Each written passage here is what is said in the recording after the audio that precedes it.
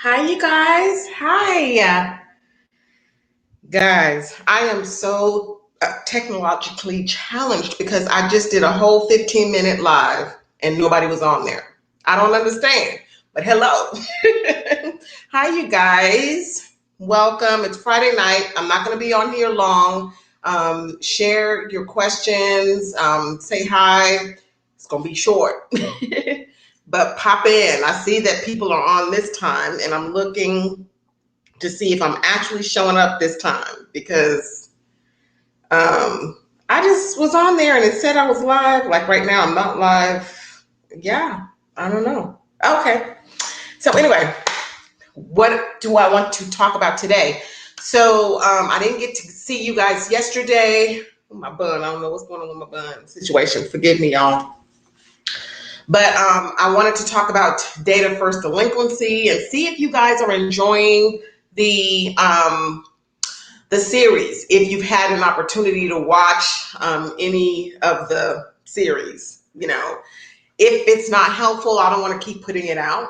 You know what I mean? If it's too boring, if it's better for me to just break it down and just share information, or we go through it here, I prefer to do that. Let me know. Hi, Miss Rosalind. How are you? Happy Friday. Happy Friday.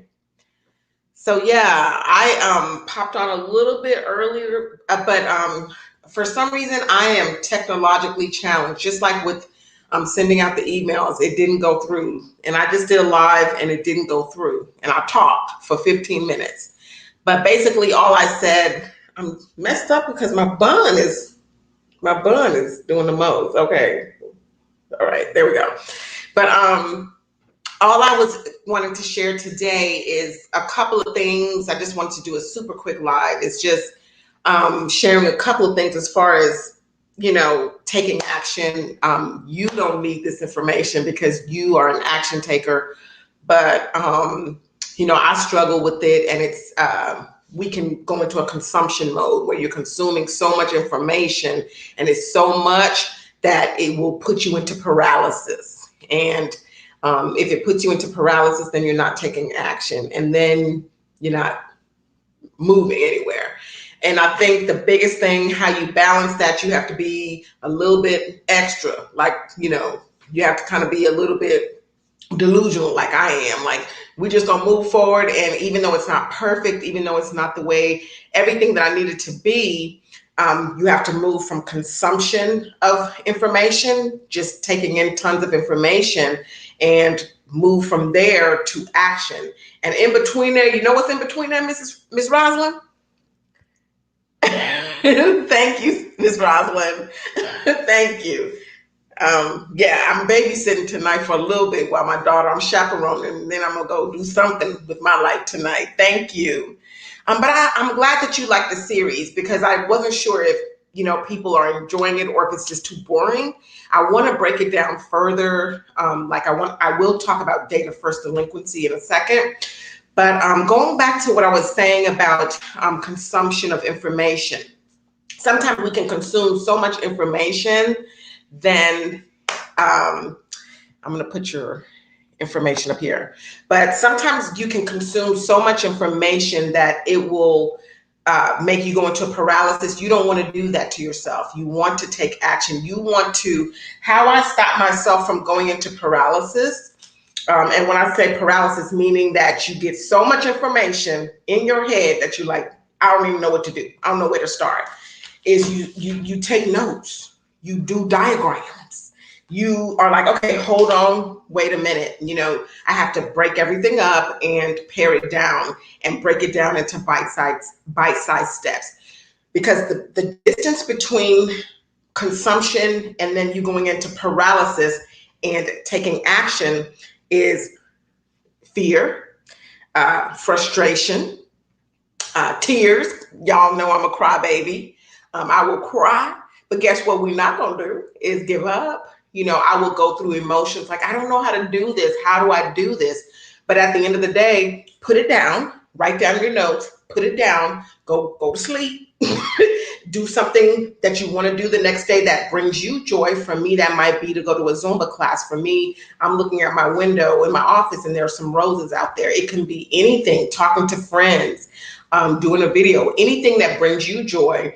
And then that's the distance between that paralysis from consuming so much information as you're on your path to excellent credit and then to millionaire status, because that is the goal of my channel. I've updated and upgraded. I'm leveling up the goal of my channel. The goal of my channel is not just for you to get excellent credit. The goal of my channel is I want this channel to build millionaires. I'm busting into millions and I'm happy, but I've had some times, between consumption of information and learning and taking action, I'm frustrated. And that frustration is because my brain doesn't understand everything that I'm consuming. And you have to embrace that. And embracing that for me means crying, going to Zumba class, going to Pure Beret class, talking to my friends. I'm about to go out somewhere after I stop chaperoning my daughter tonight. But that is what you have to do. It is okay to be frustrated. We have to embrace frustration and be okay with it. But we can't stop there. So don't just consume and get paralyzed. Go ahead and embrace the frustration and then continue to seek information. God will bless you and he will open up opportunities for you, and then you can move into action. So that's one of the things that I wanted to share with you guys today. Miss Rosalind is keeping me on track. I did the Experience Boost and got 30 points. Whoa, that's good, because usually with Experience Boost, the typical boost for you is around 12 FICO points. So for you to get 30, that's excellent, but you deserve every bit of that, Miss Rosalind. You do, because I know how hard you work. So you deserve every bit of that. And more is coming. More is coming. So, and then I think in the last live or a live before, I shared the TransUnion information, and that will allow you to boost that information if you'd like to. But, those are just ways. So I'm super excited for you on that. But I know you're doing great things. But so I wanted to talk to you guys about that. Consume information, get frustrated about it, but don't stop there at the frustration. Understand and embrace frustration and know that that's just your brain creating new neural pathways. Embrace it. It's kind of like if you were working out hard and your muscle gets tired, you tear the muscle down and then the muscle has to be built back up. And that's with good nutrition, water, etc. So go to sleep. Go to sleep. When you're tired and you're mentally tired because you've learned so much information, go to sleep. Another important thing, I cannot stress it enough, is to map it out. I don't want to show y'all because I can't even find the pages in here, but there's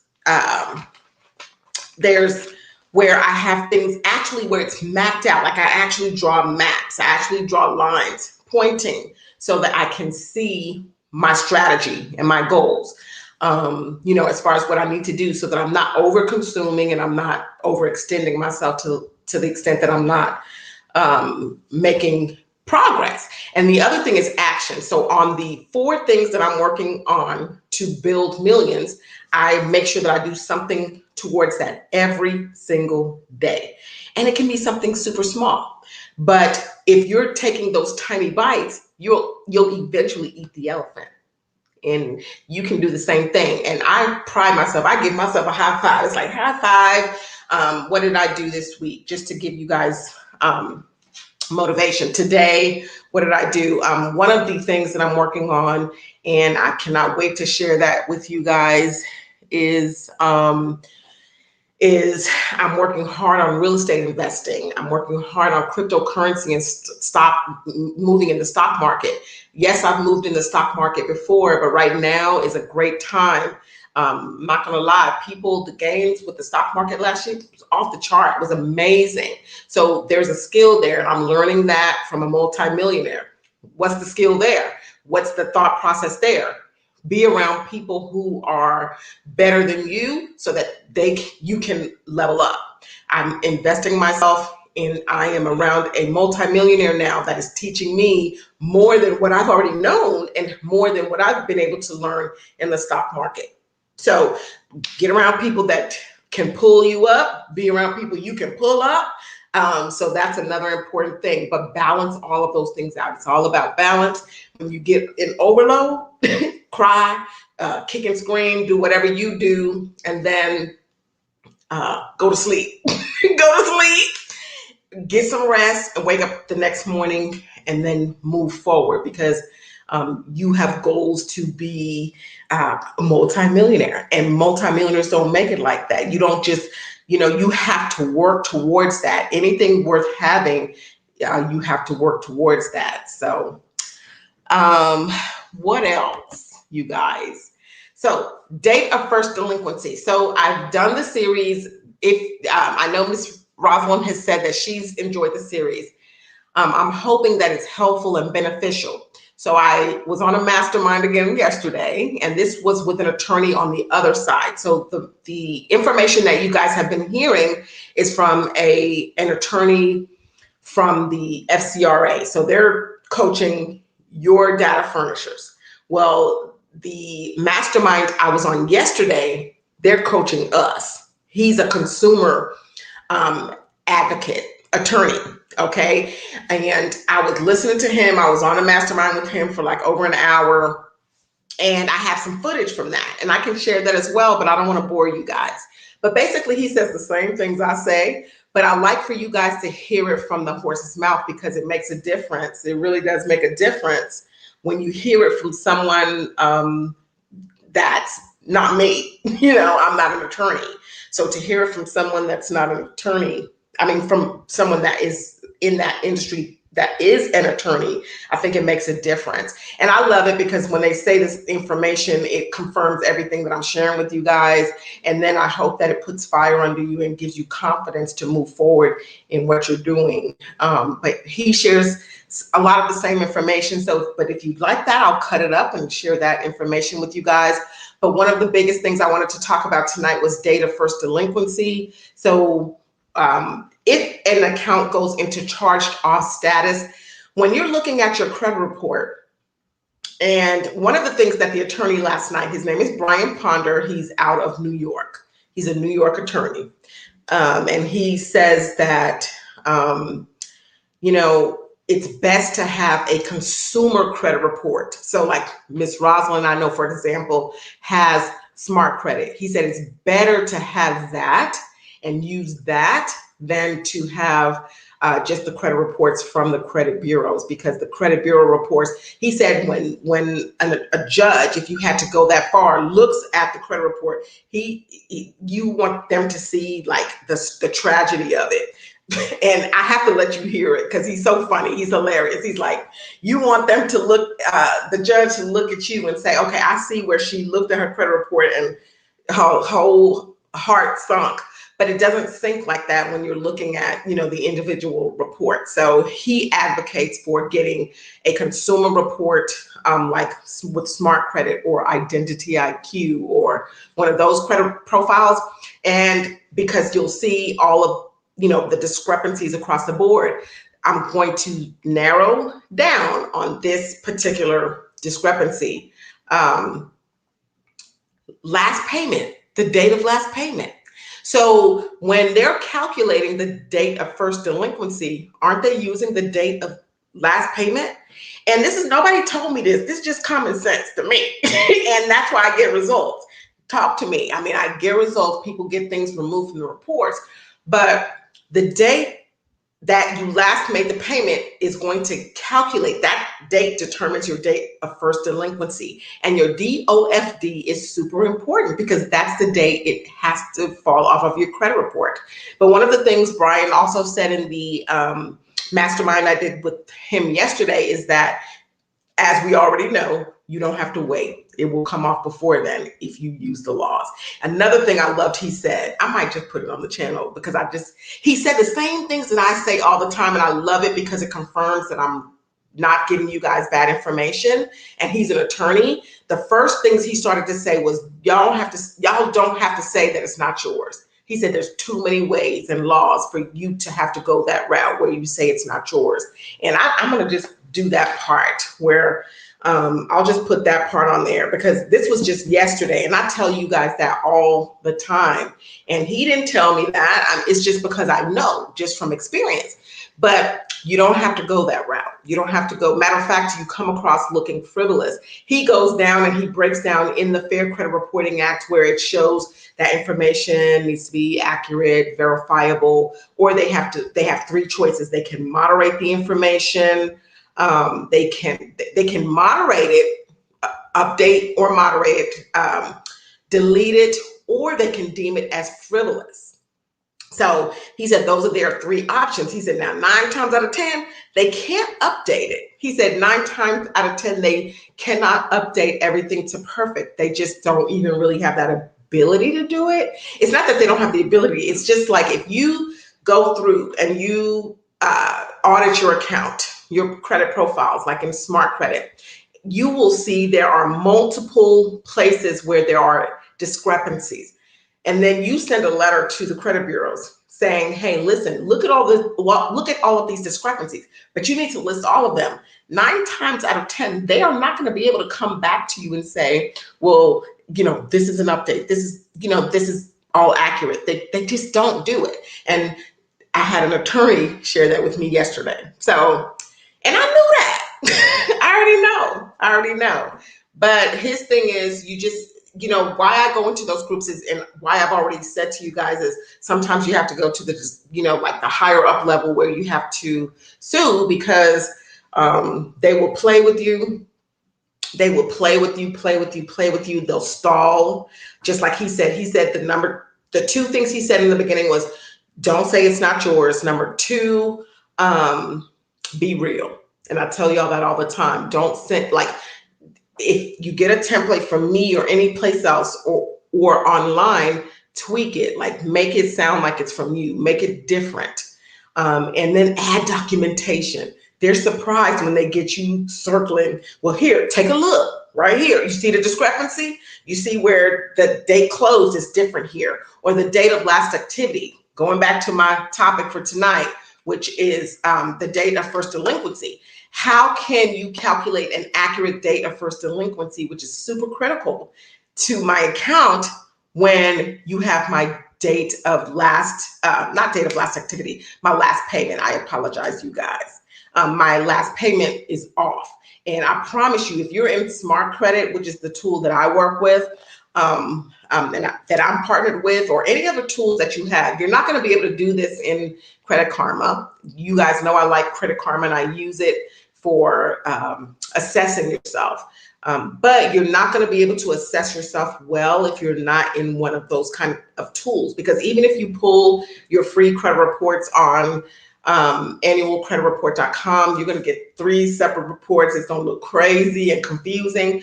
That's the benefit of having Smart Credit, because it's all lined up next to each other and you can easily audit and circle the discrepancy. So when you're looking at the last payment and it's off, and 9 times out of 10, it's going to be off. It's going to have different dates.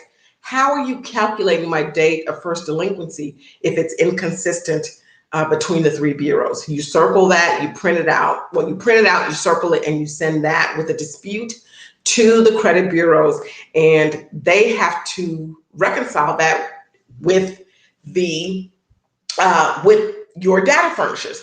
And if you've been listening to part 1 through 3 or 4, you'll see where you listen. They have to respond.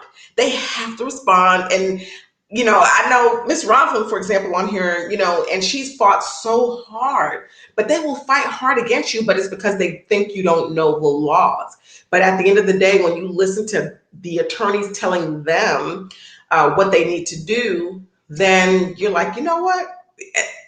I need to use that, and I can write that in my letter. That's why I want to empower everyone that listens to my channel, that's on here, to just push forward. Don't back down, especially if there are discrepancies.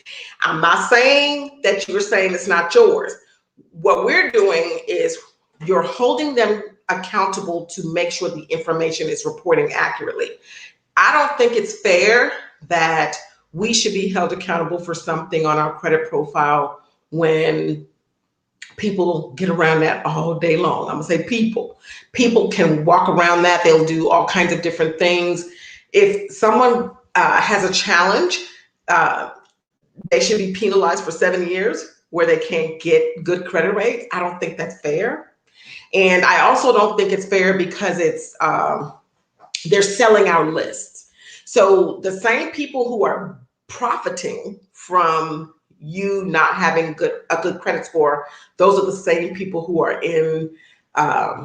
they're the ones who are your overseer, if you will. They're the ones who are monitoring your credit.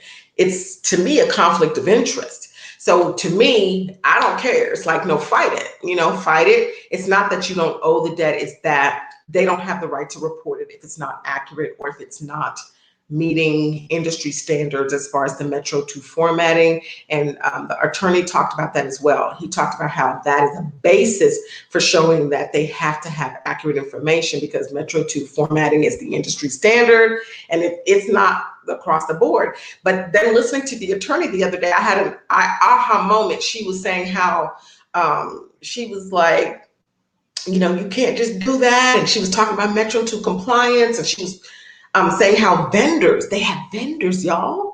They're not even so if you have a Capital One account, for example, it's not even Capital One putting the information on your report. They have hired a vendor to do it. That's why it makes sense that there's so many discrepancies in what's being reported to each credit bureau. And they don't know. But what she was telling them is that you're still responsible for that because you hired the company. And a lot of times those companies will tell them, hey, we're Metro 2 compliant, but they're not. And so that's where, they're in trouble, and they have to be held accountable for that. So y'all know I'll talk. I will talk y'all to death on that, because I just think it's not fair. Like, it's not fair that, I know that we should pay for our responsibilities. I know we should be held accountable for paying our debt. But how about, this is one thing I thought about. Why is it that if you pay the debt, they still leave it on your credit profile? I guess maybe I'd not be as pissed about it if when you pay the debt, then remove it. If I pay it in full or even partially, do something different. They don't even do that. That just tells you, because they make billions and billions of dollars, but they won't even do that. They won't even remove it if you pay it. So to me, that's a problem. I have an issue with that. I really do. So, but that's me. But yeah, I hope you guys are doing well tonight. I'm babysitting tonight for a little bit before I get out. It's Dallas, and it's we've been having some rain showers, but yeah. Hopefully that information helped. Like the videos. I noticed that a lot of people will watch my videos and they come back over and over again, but if you're getting value, I'm asking to please like the video, because it lets, the algorithm, we talk about the algorithm as far as FICO will reward you for doing the right thing. So for me, if you like the video or you comment, it tells YouTube, hey, people like what she's sharing. So if that is helpful, do that. And another thing I learned that you guys can do is, when you're on a live, you can share the video on your platforms, and that way people on your platforms can see, and they will come and they can come aboard. Why do we need people to come aboard, y'all? Because I'm growing into millionaire status, and I want to create more millionaires. And people are like, well, why? Why? Like, what's the benefit to you? Some people are weird like that. I'm weird like that. Like, it brings me joy to see people doing well. I like that. That brings me joy. Like, I think that it would be amazing for me, not only me to prosper, but for other people to prosper as well. Hi, Paula. How are you doing? How are you doing tonight? Welcome. I don't know what I got going on down here. How are you doing? Smash that like button. I don't even know how to make you a moderator. I don't need one. But yeah, thank you, Paula. I appreciate that. You're so sweet. But yeah, Paula, so I don't know when you came in, but you feeling good? Excellent. Excellent. Love. Sending love to you as well. See, that's what I'm talking about. See, I'm a joy and love junkie. So you don't think it's going to be joyful and amazing when just popped in? Okay, excellent. How amazing and joyful, especially for somebody as silly as I am, to be able to for people when they come to me and they're like, oh my gosh, I'm able to do this and I'm able to work through that because of information. Plus, I think it's a tragedy. Let's see, just popped in. Yeah. I think it is a tragedy when people can't progress because of lack of information. I think that is foolishness, but I understand. That's why I get frustrated when I'm not progressing, because I know it's just lack of information. So that's where that frustration sets in. But then, because I'm tired. I'm tired. I don't want to learn nothing else. But I have to. And I know that if I open myself up, but then sometimes you just have to lay down. I just lay down. I'm like, I'm gonna go to sleep and I'll wake up tomorrow and I'll figure it out tomorrow. But yeah, so, but yeah, welcome, Paula. But yeah, well, you just popped in. I'm not gonna go over, but if you rewind and go to the beginning, I talked about data first delinquency. As far as credits, I talked about consumption. As far as being, consuming a lot of information and the balance between consuming a lot of information and actually taking action. Between there is blood, sweat, and tears. That's that laying in the bed where you're rocking. You're like, I'm tired. But you have to keep pressing on, because that's the difference between those who make it and those who don't.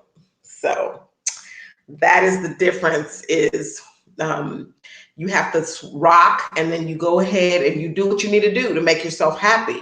Drink some water, go dancing like I plan to do maybe tonight. It's raining, but in the morning, I have Zumba class. Zumba class gives me energy. Got some old ladies in there, and I'm halfway old lady. I'm middle aged, and we be up in there dancing. You have to do what you have to do to. Yes. Thank you so much, Paula. But you have to do what you have to do to build yourself up, especially when you are in a growth spurt. And I'm in a growth spurt. Ooh, Lord. Oh, and the other thing is just making sure that you are, look, y'all probably can't see. Look at this. It's all it's charts. It is diagrams. I did this one today, priorities. So today, because I was feeling frazzled, what I had to do was set priorities. And I had, lines, showing what I have to do. Because when you get consumed with, because you're consuming so much information, you can go into paralysis, and you don't want to do that. You do not want to do that.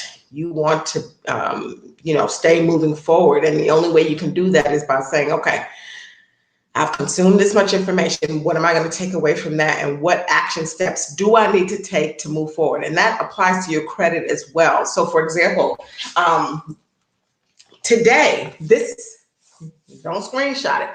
I had to do a new budget. I didn't do it on my laptop because I was out and about, and I had to go through. And what I did, you guys, was I had to, because your budget, as I mentioned before, is a living document.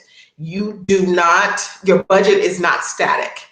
That's why people hire financial planners, because they need a person that consistently that's looking at their finances. You need to do the same thing. So it's not like I'm going to set my budget 3 years ago and be okay. I have to constantly be managing that, because I'm constantly doing new things and hit myself up in the face. So this is the budget that I went over today, because I added some new things, because I'm now in the real estate market. I'm now doing some more things as far as cryptocurrency and the stock market. So because I'm, diving deeper, I had to break down my budget, go through, and what did I do? Make sure you go through your bank account and you look at your bank account, because sometimes you'll find charges on there where you subscribe for something you didn't even know you subscribed for it. You know what I mean? So you want to make sure that you're looking at that to make sure that you're not paying for something that you don't need. So yeah. So new budget today, because I added new things, because I'm working on my real estate investing. And so I had to add a couple of products as far as that. I had to add prop stream and some different things as I'm working on leads to do wholesaling, so I can teach y'all how to do it, or y'all can teach me how to do it. So anybody that knows how to do it, let me know. But all right, I said I wasn't going to be on here long. It's been 30 minutes. I hope it was helpful. Good night, you guys. I'll pop in again. Who knows when, but yeah.